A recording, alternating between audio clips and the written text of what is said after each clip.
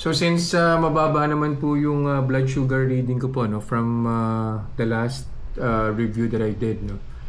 88 lang po to. So gamitin ko na rin po siya as baseline. Meron pa po akong isang pending na review that I need to complete no. So ito po 'yun. Kung naalala niyo po no si chia seeds quinoa biscuits. So, nireview ko na po to pero 2 packs po yung kinain ko po. No? So, this time, 1 pack lang po. This is 15 grams. Ba? Apo, 15 grams po siya. So, kainin ko po siya and then after an hour, babalik po ako to see kung ano po yung magiging blood sugar spike po niya.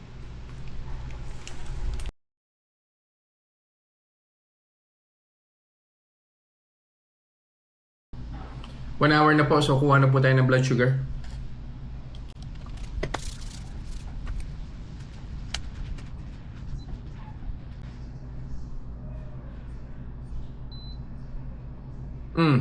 Interesting.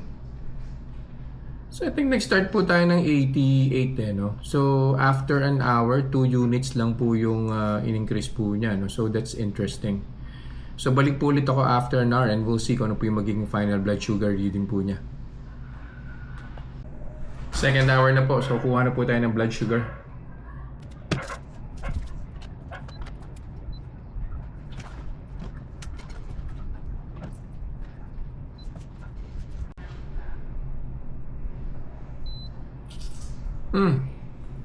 Na-delay po yung blood sugar spike, no? So, 114. Kaya po pala no? So nag-start po tayo ng 88. Umakyat po siya ng 90 on the first hour. Now it's 114. Silipin ko na lang po yung third hour kung pababa na po siya. No? Pero most of the time on the third hour, pababa na naman po yan. I don't think nakakain po kayo ng 15 grams lang na biskwit eh. Sobrang konti po nun. Yung 2 packs naman po, sobrang taas naman po ng blood sugar spike. So, it's up to you.